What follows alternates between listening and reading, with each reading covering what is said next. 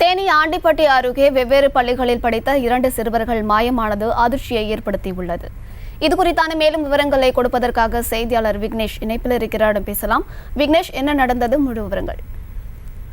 அமருத், தேனி மாவட்டம் ஆண்டிப்பட்டி தாலுகா கடமலைக்குண்டு அருகே உள்ள செங்குளம் கிராமத்தைச் சேர்ந்த கார்த்தி என்பவரின் மகன் பரத், அதே ஊரைச் சேர்ந்த பால்பாண்டி என்பவரின் மகன் சிவனேஸ்வரன் ஆகிய இருவரும் மயிலாடும்பாறையில் உள்ள தனியார் மற்றும் அரசு பள்ளியில் 8ஆம் வகுப்பு படித்து வருகின்றனர். இந்த நிலையில் நேற்று வழக்கம் போல பள்ளிக்கு சென்ற இருவரும் மாலை வீடு திரும்பவில்லை. இதையடுத்து அதிர்ச்சி அடைந்த பெற்றோர்கள் பல இடங்களில் தேடி பார்த்தும் சிறுவர்கள் கிடைக்கவில்லை. இதையடுத்து 2 சிறுவர்களின் பெற்றோர்களும் மயிலாடும்பாறை போலீஸ் நிலையத்தில் புகார் கொடுத்தனர். வெவ்வேறு பள்ளிகளில் படித்த 2 சிறுவர்கள் திடீரென காணாமல் போன சம்பவம் அப்பகுதியில் பெரும் அச்சத்தை ஏற்படுத்தியுள்ளது.